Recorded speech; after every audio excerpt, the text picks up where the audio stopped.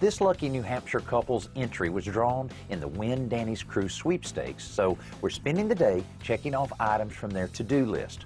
Item number 1, dressing up this hillside. Contest sponsor John Deere provided the horsepower to clear off the space and prep it with new soil, so now landscaper Ron Hill and his crew can start locating the dozens and dozens of plants he's chosen for this spot. Obviously, they want it to look good now, but they also have to consider how much each of these things will grow in the years ahead.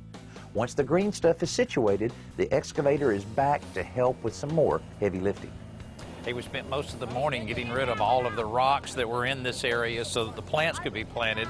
Now they're putting a few of the accent rocks in. You can see they already have one over there and one over there, so pretty good idea. It kind of gives a little bit of dimension to the overall bed. Pretty cool.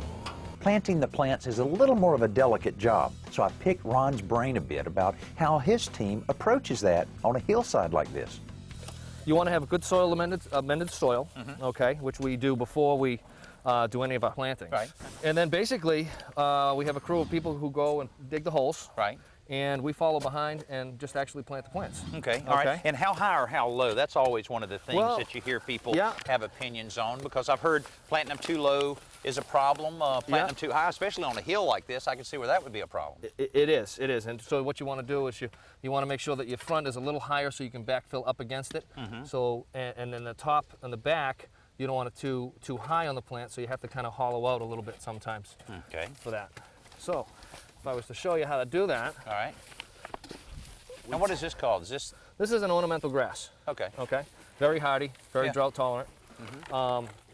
So here we have a plant that has a lot of root system. It's kind of root bound. Okay. Yeah. So what we do is we take that and we just score the roots a little bit. Okay. And it kind of separates them up a little bit. I got you. Gives them room to grow, I guess. Yeah. Okay. And then again, we just set it in the hole. Is that about the right height? That's about the right height. So now you're going to be backfilling. Right. Bring that soil right up to the front, and now we're not too deep in the back. I got you. And I always see guys packing the heck out of it. Why is that? Yeah, you do want to make sure that there's have no air around the root system. And you want to firm the plant in, but you don't want to stomp it in so it's so packed. Okay. Okay. And then we just bring that up and kind of just... And more rocks. More rocks from the granite state.